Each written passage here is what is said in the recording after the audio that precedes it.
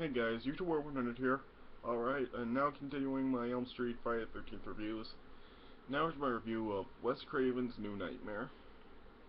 Alright, now, I know this review is a little late. Yeah, I remember I did say in my last review that I was gonna make this review on the tomorrow, which is now yesterday. But yeah, yesterday I started watching the movie really late at night because yeah, I was just like busy doing some work for school and stuff. So yeah, by the time I was started watching it, it was like just really late. And by the time I finished, it was just like 12:30 in the morning, and I was just real tired. So yeah, I decided just to wait till the morning to make the review. All right, so yeah, here's the review now. And this one, this one was actually pretty good right here. Yeah, Wes Craven finally came back to write and direct this movie. Yeah. Yeah.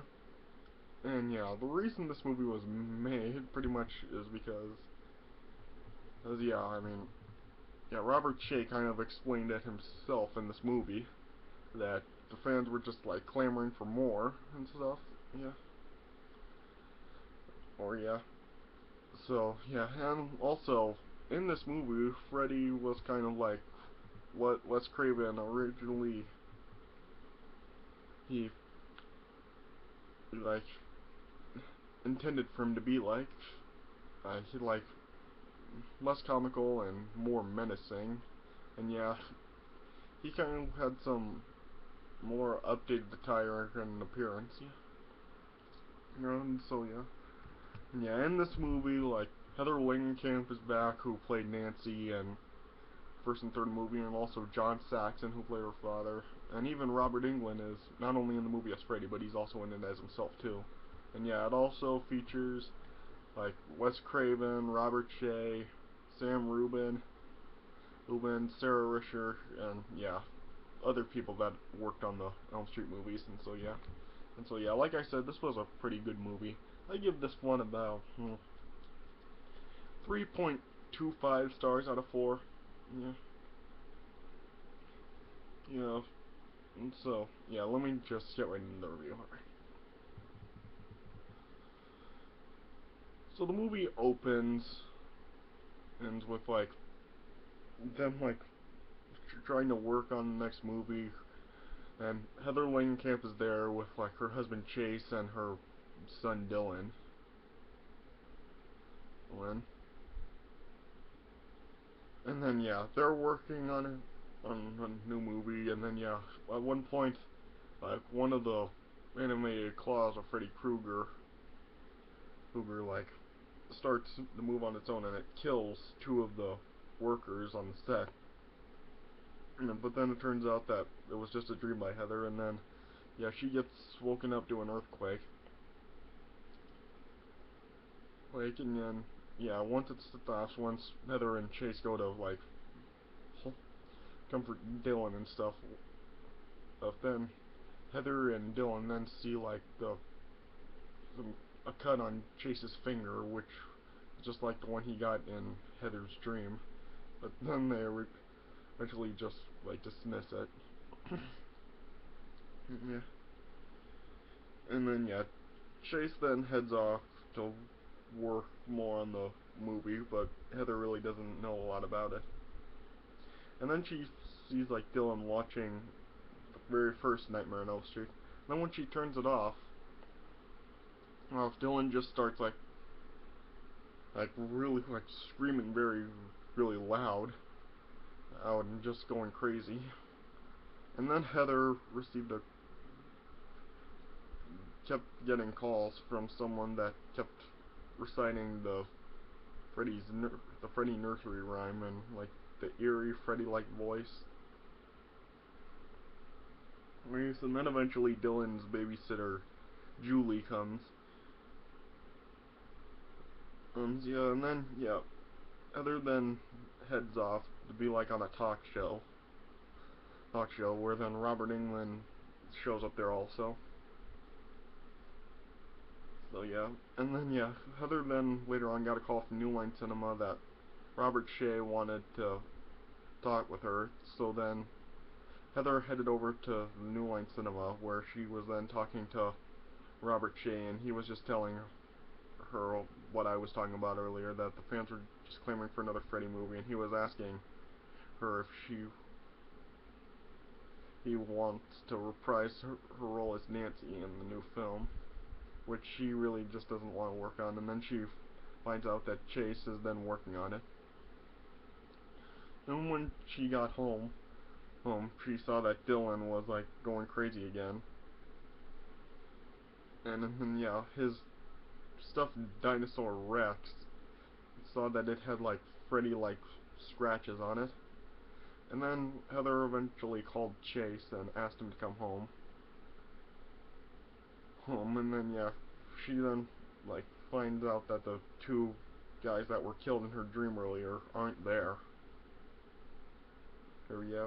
And then yeah, Chase then agrees to come home, and as he's coming home, he haven't he sorry, I'm just tongue tied. He ends up falling asleep while he's driving, and then he ends up just being slashed by Freddy's claw, and then it causes him to get into an accident and die. And then yeah, the police came over to Heather's house and told her about Chase, and then she wanted to see his body, and then she arrived where they were keeping his body, and then they showed her his body, and then she saw the scratches on his chest, which came from Freddy's claws, and Heather knew what it came from. And then yeah, during the funeral there was another earthquake, and then yeah, she ended up getting knocked out, and then she was having a dream about Freddy taking Dylan into like his world, or that was going like into the casket. And then when she woke up, John Saxon then like came and woke her up, and yeah, he told her that Dylan was fine. And yeah, and then yeah, Dylan then just seemed to like seemed to really be affected by Chase's death, and he was starting to act really strange, like he was reciting the Freddy nursery rhyme, and he was just acting very strange. And then yeah, later on Heather was telling John about what was going on with Dylan, and John Saxon suggested that Heather seek medical attention for her and Dylan. And after that nightmare about the Freddy taking Dylan away, yeah, and then Dylan was continuing to destabilize, and he was increasingly paranoid about sleeping, and yeah, he was just having a fear of Freddy Krueger, although yeah, Heather never actually showed Dylan any of the Elm Street movies. And then she later on visited Wes Craven, and Wes Craven was telling Heather that Freddy is an entity drawn to his films, and he's now focusing on Heather as Nancy as the primary foe.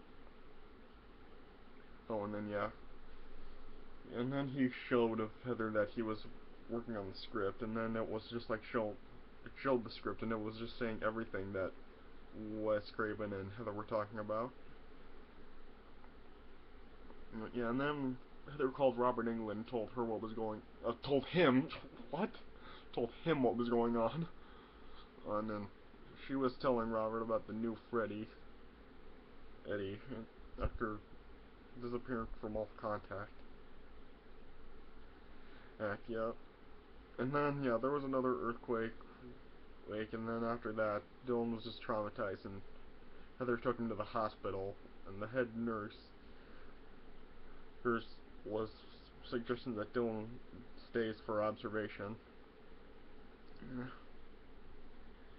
And then yeah, Julie then arrived at the hospital. She was trying to see Dylan, but the doctors wouldn't let her. And then yeah, later on, Heather was like dreaming that he was being like stored in like some special container or something, and then she was dreaming about Freddy going to kill him.